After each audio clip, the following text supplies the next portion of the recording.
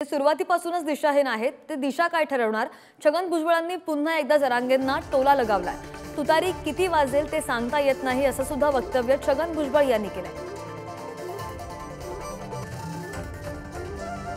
आता मराठा समाजाला स्वतंत्र आरक्षण दिलेलं आहे. मग आता आमची परत आंदोलनाची गरज काय आहे? रोज उठलं की आंदोलन कर, आंदोलन.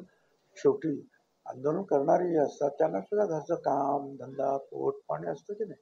शिवाजी महाराजांच्या प्रतिमेखाली बसून कोणाला शिव्या द्यायचं, संत तुकारामांच्या बाबतीमध्ये वाईट म्हणजे चुकीचं असं बोलणं किंवा मुख्यमंत्र्यांसहित सगळ्यांना शिव्या देणं, काय अगदी आई माय या सगळ्या गोष्टी आता लोकांच्या लक्षात येतात. शेवटी हा महाराष्ट्र हा पहिल्यापासून सुसंस्कृत आहे.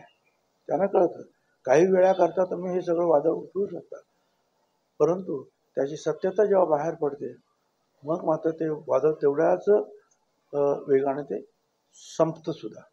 साहेब, जरांगेंचं आंदोलनाचा आज पुढची दिशा ठरणार आहे, ते बोलणार आहेत. तर रास्ता रोको आंदोलन नाही करण्यात आलं. कोण बोलणार आहे? जरांगे काय आंदोलन आता पुढची दिशा काय आहे ती आज ठरवणार आहे. तर रास्ता रोको आंदोलन. अरे बाबा, ज्याच्या पहिल्यापासूनच जो दिशाहीन आहे तो दिशा काय ठरवणार आहे पुढची?